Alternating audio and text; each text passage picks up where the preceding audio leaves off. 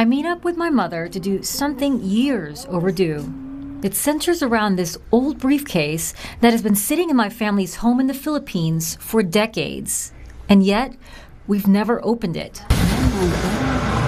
Inside, something I've been searching for, a better understanding of my grandfather. That's him and my grandmother, with my mother Ellen on her wedding day. That's my mom today with her siblings as they uncover clues about their father, Jaime Barria, hidden away since before they were born. He never talked about it, but these photos and documents paint a picture of a frightening time. My grandfather was a World War II hero. What was going through your mind when you guys found it? We were living with somebody who wasn't just a father, who wasn't just a husband, who wasn't just a brother, but much, much more than that. She believes he had his reasons for not sharing his experiences with his children. He wanted to protect us from the realities of war. To your service as a Philippine Scout. With each piece, we get a clearer picture of what my grandfather lived through when his country was invaded by Japan. We learn that he was a member of the U.S. military's 45th Infantry Regiment, known as the Philippine Scouts, part of General Douglas MacArthur's forces who fought America's first battle of the war. Together, we are discovering not only about my grandfather's life, private first class, but the importance of the unit he was in, arguably the best prepared U.S. Army division at the start of the war. My grandfather grew up in a town called Imus, Cavite. His family was in the agriculture business. I wouldn't say he got tired of being part of that, but he wanted to learn more and something else outside the horizon where he was. He and I shared many moments together. That's him on the right, and I'm in the red dress. But never did he talk about the war and all of its atrocities. It was difficult, extremely difficult on him. While there were many tragic moments in the Philippines during the war, none worse than the Bataan Death March. Nearly 75,000 starving Allied prisoners were forced to march through a merciless 65-mile stretch. They were beaten, shot, even beheaded at the hands of the Japanese. General Douglas MacArthur has returned. Allied forces finally liberated the island nation in July of 1945. But not before Manila was in ruins and over 1 million people in this tiny country were dead. My grandfather was one of the lucky ones, but likely still dealt with the lingering trauma of war for the rest of his life. While this chapter is forever etched in Filipino history, through the lens of American history, this story has vanished. And the contributions of so many Filipino fighters, like my grandfather, have been completely forgotten. That's why this letter we found is so important. From the White House? It's from President Harry Truman to my grandfather and other Filipino fighters, thanking them for bravely fighting for the United States of America.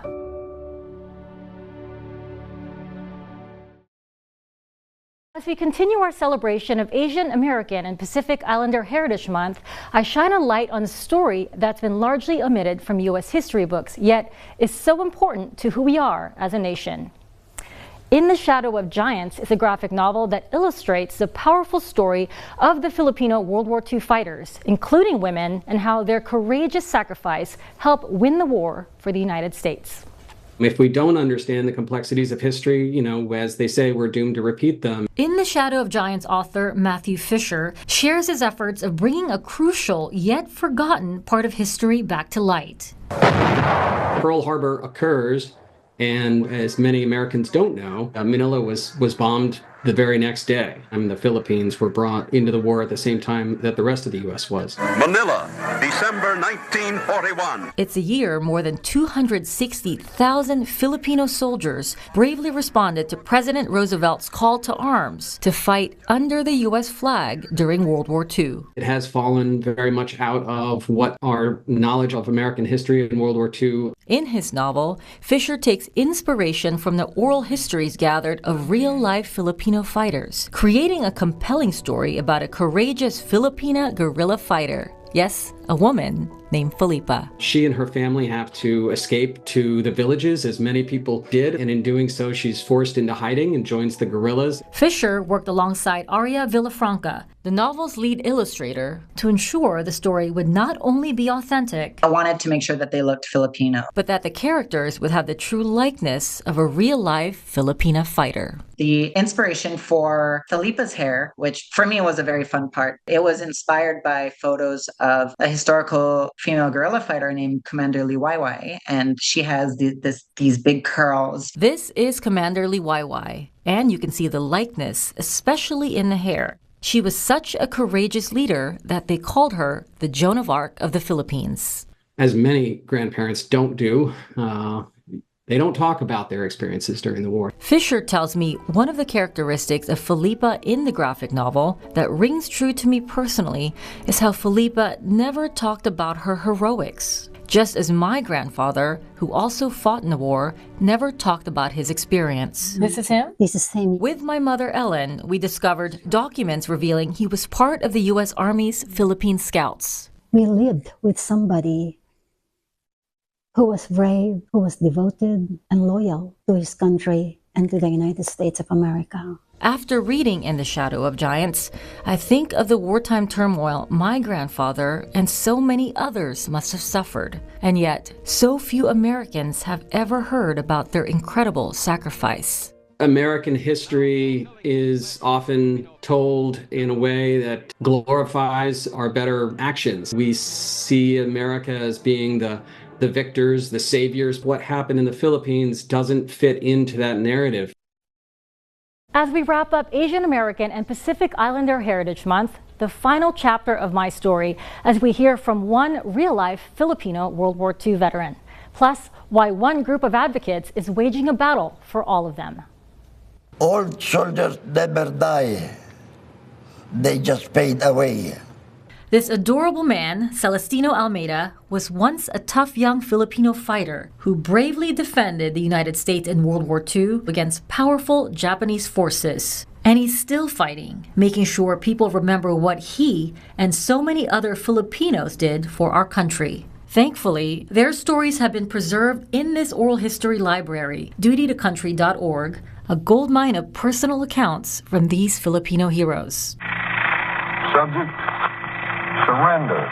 Few Americans know that U.S. forces abandoned the Philippines for 2 years, leaving these fighters to fend for themselves. My late grandfather was one of them, a U.S. Army Philippine Scout. Jaime Barria. My mother and I recently found this, his cherished letter from President Truman, thanking him for his service. But not long after this letter, Washington turned its back on these heroes. In 1946, they had the culmination of the Rescission Act, which was signed into law by the Congress. It just stripped away benefits of some 260,000 Filipino veterans who served during World War II. Marie Blanco is a former chief of staff to Senator Daniel Inouye of Hawaii, who fought on behalf of these vets. They were entitled to benefits, just like a regular veteran, and it was all repealed, and they got nothing. Activist John Malagrito shares this staggering fact. Out of the 66 allied countries, only the Philippines, only Filipinos were selectively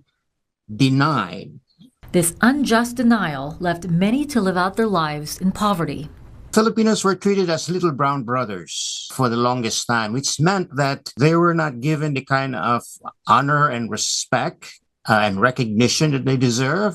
Retired U.S. Army Major General Tony Taguba made it his mission to make that happen. 17 months of going to Congress. We had 20 minutes to tell them where the heck's the Philippines, why the Philippines, why Filipinos fought for the United States, and we averaged 20 minutes. It's like a history lesson. A partial victory came in 2017. They were recognized as United States veterans and awarded the Congressional Gold Medal. This is a Congressional Gold Medal. So that's their legacy, a symbol of their badge of honor. But while this medal is important, It does not repeal the Rescission Act. It means that this dark chapter in U.S. history will continue to haunt them, will continue to be a black stain in American history. As that fight continues, they'll have to do it without Almeida, like so many other fighters he has passed, or in his words, faded away. But his story will live on in this library, leaving it now up to us to teach the legacy of these brave Filipino fighters. My body may have been gone with the winds, but my soul remains in your heart and mind.